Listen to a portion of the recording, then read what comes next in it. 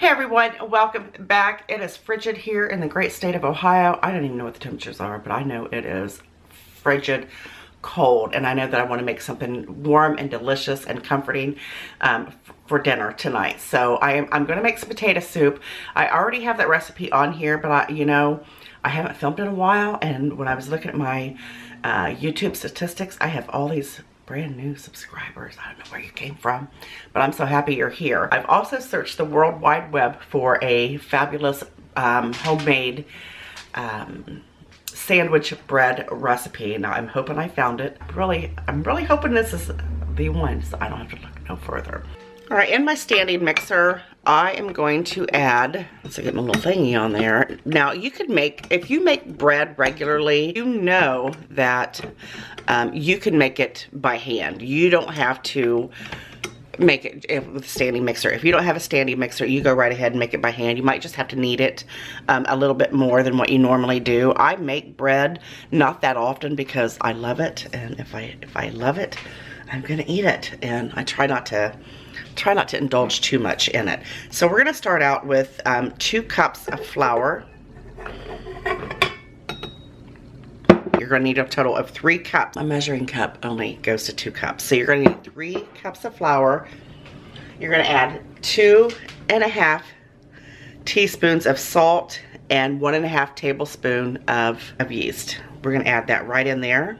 You're gonna need 1/4 cup of honey. You could add sugar if you wanted to, but I've got honey on hand. Now we're gonna add 2.5 cups of very warm water. You don't want it boiling, but you definitely don't want it cold. If you get it too hot, then it's gonna kill your yeast. I gotta get another cup. And then we're gonna add 1/4 cup of oil. If you wanted to use butter, melt down some butter, that would be fantastic as well. Now we're just going to give this a little mix. Now you're not looking to combine it, completely. You just want to give it a little mix. That way your yeast can start activating.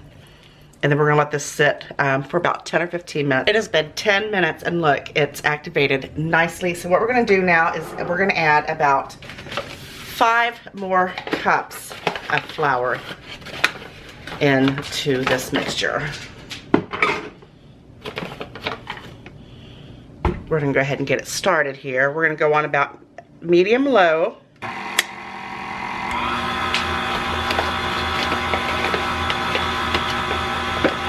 Now I'm using a half a cup measuring cup, so we're gonna need 10 of these. 9. 1 more to go. Now with any bread recipe, I've made plenty of bread in the past. You have to make sure your dough looks right. And the way I can tell if my dough looks right, it'll start pulling away from the mixer. Turn it off for just a minute, and we're gonna give it a little mixeroo. Just scrape those sides down, just to make sure that we don't have any, flour that's kind of renegade flour that's not mixed up. We're gonna mix this for about 3 minutes, then we're gonna take a look at it and see where we're at with it. Now what you wanna do is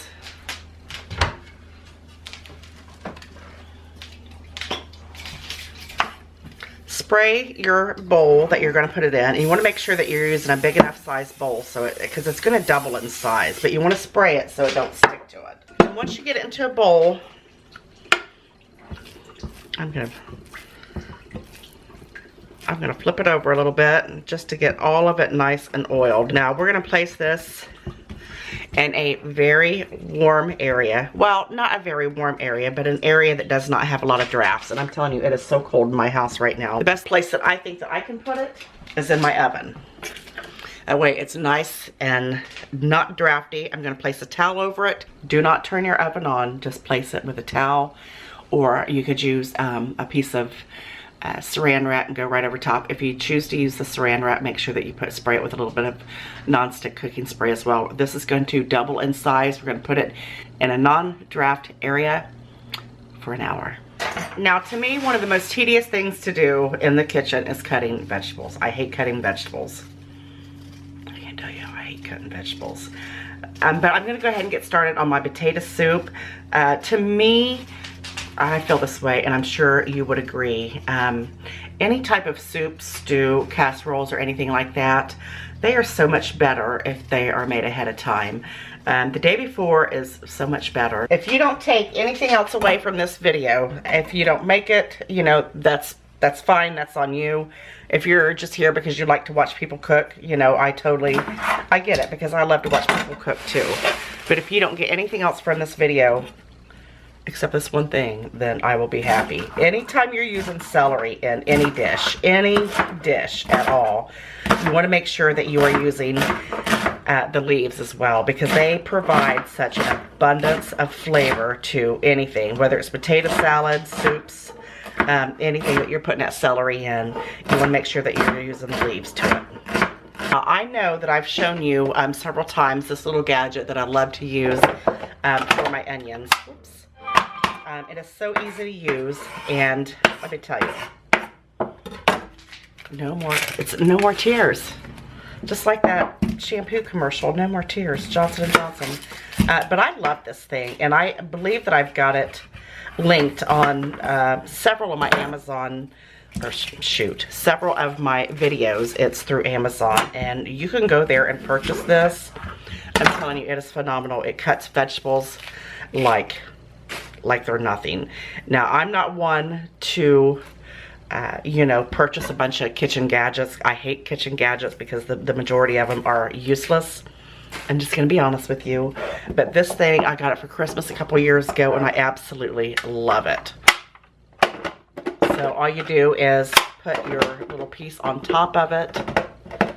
And, oh, I don't want that size blade. See, it comes with two size blades. I want the bigger size blade, because I like my onions big. And you just put it right on there. Ta-da, look at that. I'm gonna show you, look, perfection. It is so easy to use, and you know, I'm not standing here crying for an hour trying to get, trying to get my onions diced up. Why do you ask that I didn't use it for my celery? I'm gonna tell you exactly why. Because all those little strings, for some reason, celery, it cuts it really well, but I find that I have to go in and remove all those strings out of there. I don't like to do that. I don't like to do that. When I'm making a pot of it, I like to cover pretty much at least a third of my pot with potatoes, and I'm telling you, I like it potatoey. I like it to have, you know, a nice bite to it. And that's 2 medium-sized onions, and then I'm going to use every bit of the celery and the leaves. So that's about 3 stalks of celery. I also got about 2 small cloves of garlic there that I just roughly chopped. I also like to add that into my potato soup as well. And we're not going to put the ham in there until later, till we start adding the milk in it, because the ham doesn't really need to cook, and you know, you're going to get all that flavor from the ham once we add that as well. This is chicken stock. I'm going to cover my potatoes. When you're making potato soup, potato chowder, what have you, you want to cover your veggies with chicken stock, and I'm going to add some water in there as well. You want to make sure they're nice and covered. Could you use all water? Sorry, I gotta turn my blink camera off because I don't know why it keeps going off. Could you use all water? If you want to, you can, but I'm telling you, chicken stock adds such an abundance of flavor to your potato soup. If you don't have chicken stock on hand, if you have the bouillons or the crystallized chicken, you know, granules, whatever they are, I would highly recommend using those. We're going to add some crushed black pepper. There's not really a whole lot I add to this because, you know, the flavor's so abundant from, you know, the celery, the onions, the chicken stock, the ham. I am going to add a little bit of butter. My goal is to get this going before my bread is ready to be put in the loaf pans. So I'm going to add about a quarter stick or maybe a half a stick of butter. You know, you gotta have butter and potatoes. It's like match made in heaven. I do like to add some minced onions, even though I've diced all of those, because minced onions adds an abundance of flavor as well, you know. I love them in my soup. Love them in my soup. All right, we're gonna bring this up to a boil, and then we're gonna cook these potatoes until they're nice and fork tender. I'm not gonna add any salt to this because I am using the chicken stock.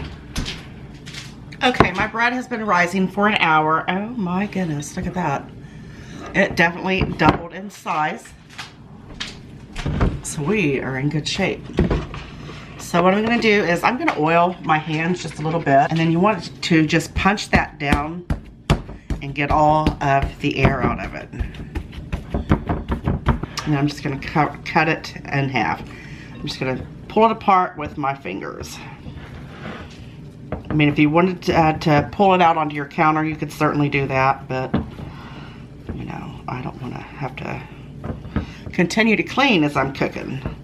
So get it as even as you possibly can. Kind of shape it just a little bit, and I'm going to throw it into my loaf pan there.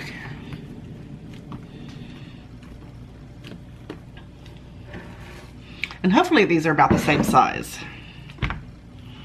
Actually, I think one's a little bit bigger than the other. So we're just going to take just a little bit off of this one. And we're just going to stuff it right underneath there. And then I'm going to place my damp towel right over top and let them rise for about another 30 minutes. This is the ham that I put in the freezer for, that I had left over for Christmas. I'm not going to put any of that fat in there. I don't want that in there. I'm going to scrape the little pieces of pineapple that I had on the ham off there, because I really don't want that on there either. And then I'm just going to cut it up. It's still a little frozen, as you can see. Look at what you want, sis? What you want, babe? She wants some ham. Anytime they hear foil or anything like that, here they come. Here they come. Or if they hear the chopping of the knife. And I'm just going to cut my ham in bite-sized pieces. I don't like it inundated with ham, but I like the ham just to be dancing throughout, so that you're making sure that you get a nice bite of ham with each bite of soup. You're going to add milk. I use vitamin D milk. I always buy vitamin D milk. And you're just going to add it up to just as much as a soup as you want to make. I always make a big pot, so I add it all the way up to the top. I like to add this. I'm telling you, this is my favorite ingredient for soup. Aunt Jane's Crazy Mixed Up Salt. This adds an abundance of flavor to your soup. I also use this in my potato salad. It is so good. Remember, this is a big pot of soup, so you want to season it well. We did not add any salt in the beginning. Remember, I told you we weren't going to add any salt. I also like to add just a little bit of crushed red pepper flakes. Not a lot, just enough to give it a little bit of something, you know, when you're eating it, and you can just taste it on the back of your throat there. Just a little bit. Now, at this point, your potato soup is pretty much done. All you need to do now is thicken it. If you wanted to eat it like this, you certainly could. But I grew up eating it a lot thicker than this. So we're going to turn it off. And then for your thickening agent, I use this is reduced sodium, so that's perfect too. Instant potatoes. Instant potatoes thickens it nicely, and they're flavored so well. And there's so many different flavors that you could get to add into your soup. You know, there's the smoked applewood flavor. There's the cheddar. There's the bacon cheddar. There's all kinds of different instant potatoes that you could use. There's sour cream. You use whatever your little heart desires. But it's a good way to thicken it, and it's so much better. I usually use the whole pack, depending on how you like it. I like my potato soup more like a chowder, if you will. So for me, 1 pack is usually enough. If I'm making a bigger pot of this, then sometimes I'll add about 1.5 packs. And you just want to mix that in there. The potatoes are so nice and soft. It smells so good.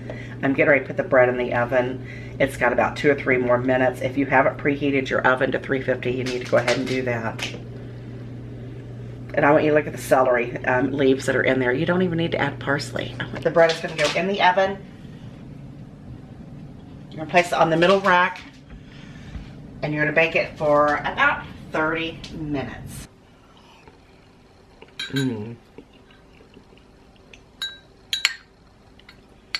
Now, I'm going to show you the bread once it comes out of the oven. We're going to put a little bit of butter on top of it, and we're going to try some of that too. Now, let's take a little bit of butter, and we're going to right over the top of it. It's best to let these cool completely before you cut them.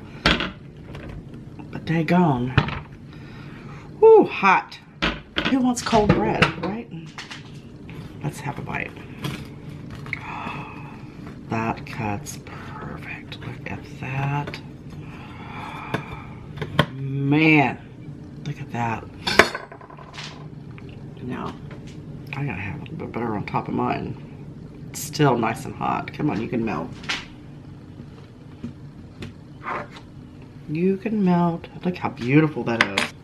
And it's like not crumbly. It's perfect. Let's talk about this for a minute.